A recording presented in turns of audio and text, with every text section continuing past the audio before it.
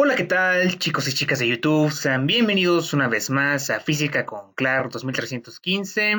Y bueno, chicos, continuando con el tema de dinámica, en esta ocasión yo voy a resolver el mismo problema de la vez pasada, o del video anterior, pero les voy a demostrar que el origen euclidiano, o el marco de referencia, es independiente del sistema. Es decir, que no depende como tal de la posición o, bueno, sí depende de la posición, pero el lugar donde se coloque es independiente. Ahorita se lo voy a demostrar. Bueno, el problema anterior nos decía que si un niño se desliza sobre una resbaladilla en un parque aleatorio con una velocidad constante, que presenta un coeficiente de fricción μ, y nos pide que calculemos el ángulo de inclinación de la resbaladilla con respecto al piso. Aquí lo podemos ver claramente. Les recuerdo que este baloncito representa el cuerpo del niño. Igual, les recuerdo, no es por hacerle burla a nadie. Aquí no se discrimina a nadie. Pero bueno. Entonces, en la solución vamos a hacer lo mismo que en el problema anterior, pero con un marco de referencia distinto del otro. Aquí está nuevamente el ángulo θ, que es el problema que nos está pidiendo calcular. Y el coeficiente de fricción, μ, que es igual a 0.3. Recordemos que este coeficiente es adimensional. Nuevamente aquí está el vector normal, aquí está el vector de fricción y aquí está el vector de peso. Si vieron el video anterior ya sabrán por qué estoy colocando estos vectores de esta forma. Pero si no lo han visto, los invito a que lo vean. Nuevamente colocamos nombre a las cosas. En matemáticas recordamos que siempre es importante colocarle nombre a las cosas. Ahí están nuestros vectores que están interactuando en este sistema. Ahora lo que vamos a hacer es colocar el marco de referencia de la manera clásica, es decir, que el eje de las ordenadas crezca en dirección positiva, por así decirlo, hacia Dios. Muchos lo conocerán como el espacio euclidiano católico, porque evidentemente crece hacia arriba. Y me disculpo si creen que les estoy faltando el respeto, pero este no es el objetivo. Pero bueno, es una manera de decirlo. Este es el marco de referencia clásico. Las ordenadas crecen hacia arriba y las abscisas crecen en dirección del movimiento, es decir, aquí está la dirección donde crecen las X, por así decirlo. Aquí están las positivas y de este lado las negativas. De mismo modo que aquí están las ordenadas positivas y aquí están las ordenadas negativas. Ahí se representa. Y de igual forma, chicos, lo que vamos a hacer es mudar este sistema o este marco de referencia para representarlo con un diagrama de cuerpo libre. Ahí están nuestras siglas, que eso significa diagrama de cuerpo libre. Y a continuación, las fuerzas que se van a colocar van a ser totalmente iguales, es decir, no voy a cambiar nada como se hizo en el problema anterior. O sea, solamente lo que hice fue mudar esto, quitar el dibujito, la resbaladilla y la pelota, el cuerpo del niño. Uy, creo que eso soy yo mal, pero bueno. Mudé estas fuerzas hacia este sistema, porque es lo que nos interesa. Ahí está nuestro vector normal, nuestro vector de fricción y nuestro vector de peso. Que si se dan cuenta, en el problema anterior, estos dos vectores estaban colocados en una posición distinta. Y este vector apuntaba en esta dirección. O sea, estaba como por acá, por así decirlo. Y bueno, se han de estar preguntando cuál es la dirección de estos vectores. Bueno, les recuerdo que por triángulos semejantes nosotros podemos decir que el ángulo θ es el mismo ángulo que va a estar acá. ¿Sí? O sea, estos ángulos, este ángulo θ es proporcional al que está acá, a la dirección del vector de fricción. Y a su vez el ángulo θ es proporcional a la dirección de este otro vector, de la normal, pero que nace del eje de las ordenadas. Ahí lo represento con la letra griega θ. Nuevamente les recuerdo que tenemos que saber vectores. Y un poquito de trigonometría, esto no es tan vital, pero nosotros sabemos que por triángulos semejantes, lo vuelvo a repetir, la dirección de estos vectores es esta. Y bueno, ahora lo que tenemos que hacer es mudar este diagrama de cuerpo libre a otra sección para poder colocar nuestro procedimiento matemático. Ahorita van a ver a lo que me refiero. Forzosamente aquí tenemos que descomponer a los tres vectores del sistema para poder comprenderlo de mejor manera. Es decir, que tenemos que dar las componentes cartesianas de estos tres vectores.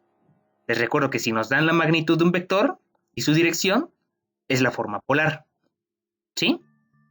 Si no tienen dudas hasta aquí, pues podemos seguir.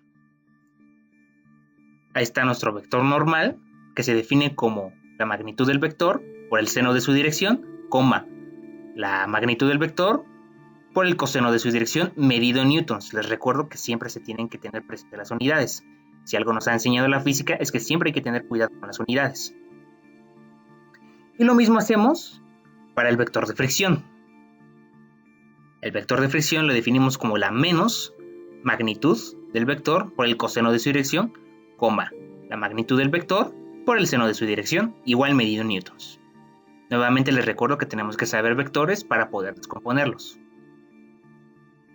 Y está el vector de peso, que si se dan cuenta no era necesario como tal poner una componente trigonométrica en el eje de las abscisas, puesto que es un triángulo totalmente aplastado.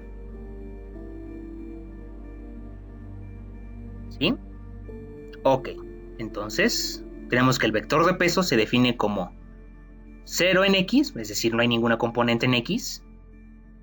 Bueno, sí la hay, pero evidentemente vale 0. Menos la magnitud del propio vector, es decir, la magnitud de este vectorcillo. ¿Por qué es menos? Porque evidentemente está en la dirección negativa de las ordenadas, por eso es menos. Y así es como se descomponen nuestros tres vectores. Y siguiendo la primera ley de Newton, la vamos a volver a aplicar para resolver este problema. Porque si se acuerdan, el problema nos dice que está descendiendo el niño con velocidad constante. Si es velocidad constante, es primera ley. Si no es constante y cambia en función del tiempo, pues evidentemente es la segunda ley. Y si no es ninguna de las anteriores, pues es la tercera y así sucesivamente. En el ejercicio anterior, si ustedes recuerdan, no descompuse los vectores anteriores, puesto que no era necesario dar sus direcciones, ya que sus componentes en x valían 0. Pero sí tenían una cierta dirección en y, que era la magnitud de los vectores. ¿Vale? Ok. Entonces, como nosotros sabemos sumar vectores, la suma de fuerzas para ambos semisistemas va a ser sumar las componentes de cada uno de estos vectores. Así es como se resolvió el problema anterior, solamente que yo no lo coloqué para simplificar los cálculos. Pero de todas maneras, creo que si hubo dudas, pues me lo pueden dejar en la sección de los comentarios. Recordemos nuevamente que el coeficiente de fricción se define como mu. Acuérdense que representamos al coeficiente de fricción con la letra griega mu, que es igual a la magnitud de la fricción entre la magnitud de la normal. Y si hacemos nuevamente álgebra y un poco de aritmética, tenemos que mu es igual a la normal por la fricción. Y bueno, nuevamente suma de fuerzas en x.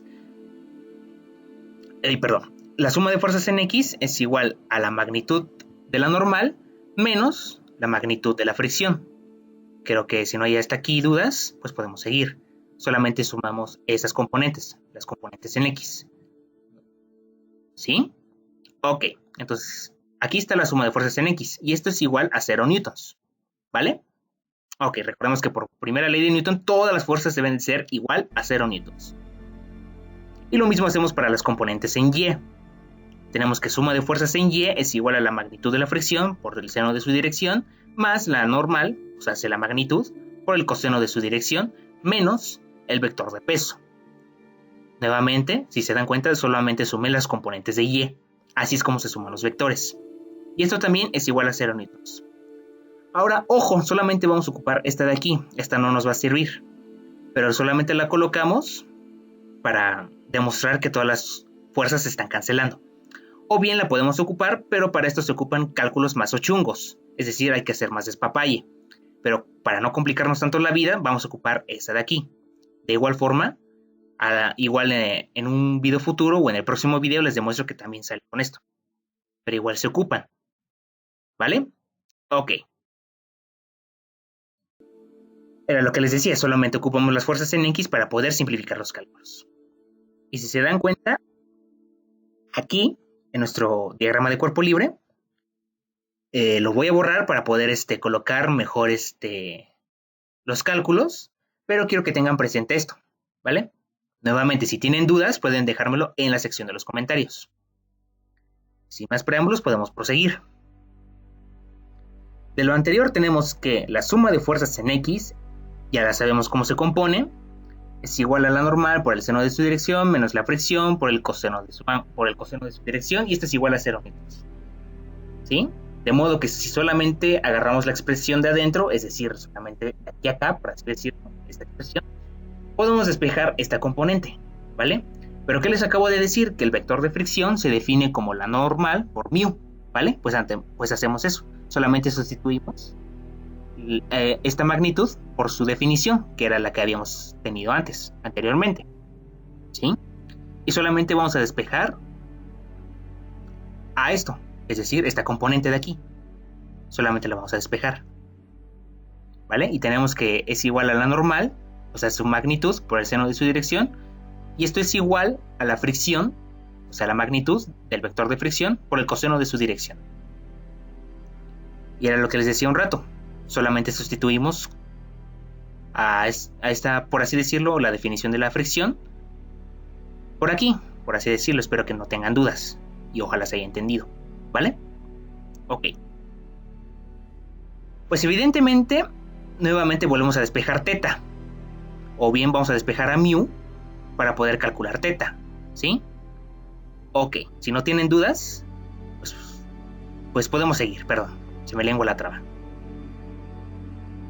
De aquí, las magnitudes de estos vectores se nos van a cancelar, porque evidentemente el coseno va a pasar dividiendo del otro lado, o solamente multipliqué 1 sobre esta expresión, por así decirlo.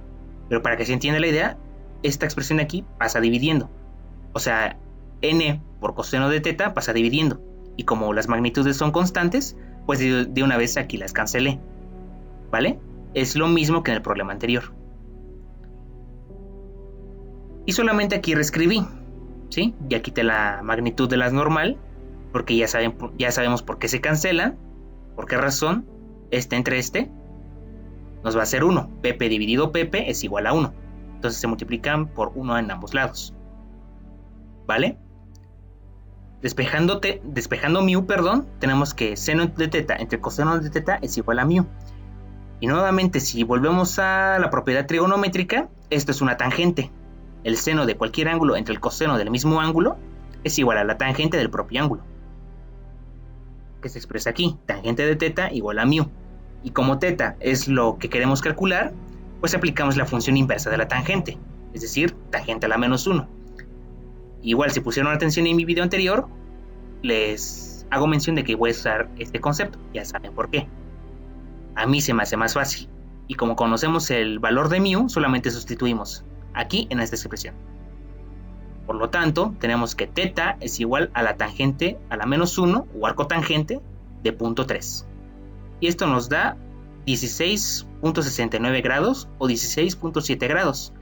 Y si ustedes se dan cuenta, chicos, queda demostrado que el marco de referencia u origen euclidiano no depende del sistema dinámico, ¿vale? Si no tuvieron dudas, pues excelente, porque podemos seguir. Nuevamente lo repito, como por la tercera vez. Si tienen dudas, pueden dejármelo en la sección de los comentarios. No hay problema con eso, ¿vale? La idea es que ustedes entiendan y a su vez aprendan para poder resolver esta clase de problemas. Ok. Y algo se me iba... sí, perdón. Y ahorita vamos a ver otro ejemplo. Si comparan los resultados con los anteriores, el ángulo que obtuvimos es el mismo. Sin más preámbulos, podemos proseguir con el siguiente ejemplo. Ok, ejemplo 3. Un bloque de 50 kilogramos de masa se cuelga con una cuerda por debajo de un puente aleatorio. Nos está pidiendo que calculemos la tensión ejercida sobre la cuerda cuando ésta está sosteniendo al bloque. Considere que la celeridad de la gravedad es igual a 9.81 metros sobre segundo cuadrado. Ok, ¿qué hacemos aquí, chicos? Si ustedes se dan cuenta, aquí, este es el puente, aquí está la cuerda. Si se acuerdan del video anterior, la tensión siempre va a apuntar hacia el centro de donde se cuelga. Es decir, que el vector va a apuntar en esta dirección, o sea, hacia arriba, es creciente. Más adelante les daré una demostración de por qué sucede esto, ¿sí? Pero si ustedes vieron el video anterior, ahí explicó más o menos por qué sucede este efecto. Ok, este sistema dinámico se ve afectado solamente por dos fuerzas, la tensión de la cuerda y el vector de peso, que siempre apunta en dirección hacia abajo, por así decirlo. Perdón, por así decirlo. La idea es que se entienda la idea. ¿Vale? Okay. Aquí está nuestro vector de peso y aquí está nuestro vector de tensión, que lo vamos a representar con la letra T mayúscula. Y en la solución hacemos lo mismo que en el problema anterior. ¿Qué hicimos en el problema anterior? Colocamos un origen, ya demostramos que no depende del sistema, lo puedo colocar así, así y así, como se me regala la gana, pero para simplificar los cálculos y no complicarme tanto la vida, lo voy a colocar de esta forma. Aquí está nuestro eje de abscisas y aquí está nuestro eje de ordenadas. Nuevamente creciente en esta dirección y creciente en esta dirección, hacia arriba y hacia la derecha, por así decirlo. ¿Vale? Y nuevamente hacemos nuestro diagrama de cuerpo libre. Esta es una proyección tridimensional de cómo se representan nuestras fuerzas, por lo tanto lo voy a transformar a bidimensional, por así decirlo. Aquí tenemos nuestro diagrama de cuerpo libre. Y si ustedes se dan cuenta, lo único que hice fue mudar este de aquí para este lado, ¿vale? Si no tienen dudas de eso, pues podemos seguir. Ahí están nuestros vectores, que son totalmente paralelos.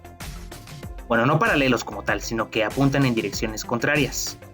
Y si se dan cuenta, tienen la misma magnitud. Nosotros, por propiedades de los vectores, sabemos que si dos vectores, pero son de igual magnitud, pero apuntan en dirección contraria, pues evidentemente se van a cancelar. Ahorita les voy a demostrar cómo sucede este efecto. Recordemos que un vector de peso se calcula como la masa del objeto por la celeridad de la gravedad. Esto siempre hay que tener presente en casi todo momento. ¿Vale? Ok. Igual, nuevamente, hacemos uso de la primera ley de Newton. ¿Por qué razón? Porque el sistema está estático, es decir, no se mueve. O bien, bueno, más bien sí presenta una, por así decirlo, clase de pseudo movimiento, pero evidentemente todas sus fuerzas que interactúan dentro del sistema se están cancelando. No nos está diciendo el problema que está descendiendo con una velocidad constante o una velocidad que cambia en función del tiempo. Por lo tanto, es primera ley de Newton. ¿Vale? Ok. Procedemos con nuestra suma de fuerzas en ambos ejes, es decir, en el eje X y en el eje Y, o ambos semisistemas, por así decirlo. Y para que lo comprendan de mejor manera, voy a descomponer a los vectores en sus componentes cartesianas. La tensión es igual a 0, la magnitud de la tensión. No hay ninguna componente en X, o más bien, sí hay, pero evidentemente su valor es 0. Y aquí está el vector de peso, que si ustedes se dan cuenta, es casi idéntico al vector de tensión, solamente que su componente en Y es negativa, ¿vale? Les recuerdo que el menos no va aquí adentro de estas rayas de valor absoluto, por así decirlo, que implican la magnitud, perdón, del vector, puesto que las magnitudes negativas no existen. ¿Sí? Esto está demostrado matemáticamente, ¿vale? Si no tienen dudas, pues podemos seguir. Igual, sumamos los vectores, es decir, sus componentes vectoriales. Tenemos que la suma de fuerzas en X es igual a 0 newtons. Por lo tanto, esta la podemos desechar. O si quieren, yo la dejé aquí en este caso para que vean que esto es cierto. Es decir, que independientemente de este semisistema, por así decirlo, en X, es igual a 0 newtons. Por lo tanto, se cumple la primera ley. Y tenemos que la suma de fuerzas en Y es igual a la tensión menos el peso. Acuérdense que son magnitudes. Y esto es igual a 0 newtons. Y como en el problema anterior, nosotros podemos despejar esta expresión de aquí. ¿Sí? Es como una ecuación sencilla. Pp menos Pp es igual a 0. ¿Sí? Por lo tanto, tienen que ser iguales. ¿Vale? Solamente ocupamos la expresión de aquí, que era lo que ya les decía. Y tenemos, si despejamos la tensión, tenemos que la tensión es igual a la magnitud del peso. Por esta razón se están cancelando estos dos vectores. Poseen la misma magnitud, pero su dirección es contraria. Esto ya quedó demostrado cuando tuvimos las clases de vectores, ¿vale? Nuevamente, si tienen dudas, pues me lo dejan en la sección de los comentarios. Y si ustedes se dan cuenta, sustituyendo la masa del objeto que nos decía que eran 50 kilogramos por la celeridad de la gravedad, que es 9.81 metros sobre segundo cuadrado, las unidades se nos transforman en newtons, que es kilogramo por aceleración. o kilogramo o metro sobre segundo cuadrado. Esas son las unidades de newtons, ¿vale? Y solamente multiplicamos esto. Y esto que está aquí debe de ser igual a la magnitud de la tensión, ¿vale? Tenemos que nuestro vector de peso es igual a 490.50 newtons, ¿vale? Si ustedes lo quieren redondear, lo pueden dejar en 490 o 491 newtons, por así decirlo.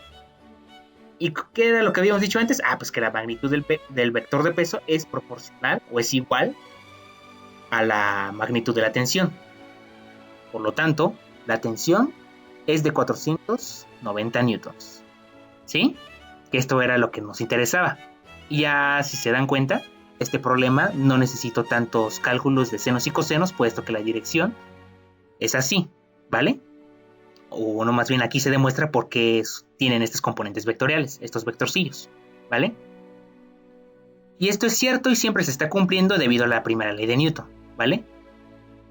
Ok, si no tuvieron dudas durante esta ligera sesión, por así decirlo, pues queda demostrado que el marco de referencia no depende del sistema, ¿vale? Y esto, en este problema, era lo que queríamos calcular. Y si ustedes sustituyen esta magnitud, pues evidentemente tienen al vector de tensión, ¿sí? Sus componentes, y esta es su magnitud, ¿vale? Lo que nos interesan son las magnitudes de los vectores. Entonces ya vimos por qué se cancelan, o por qué el sistema es estático, por qué no cae. Y si llegara a caer, pues evidentemente se incluyen otras variables, como por ejemplo algún proyectil que se lanzase directo al bloque, pues evidentemente sí va a generar una especie de semimovimiento, pero no lo va a tirar. Para que eso suceda se incluyen otras variables, que más adelante describiré en otro video. Y bueno chicos, esto ha sido todo por esta ligera sesión. Espero que les haya gustado. Si tuvieron dudas, pueden dejarme en la sección de los comentarios. Y si quieren ver más videos de estos, pues no olviden suscribirse. Eso sería todo por el día de hoy y nos vemos en el siguiente video.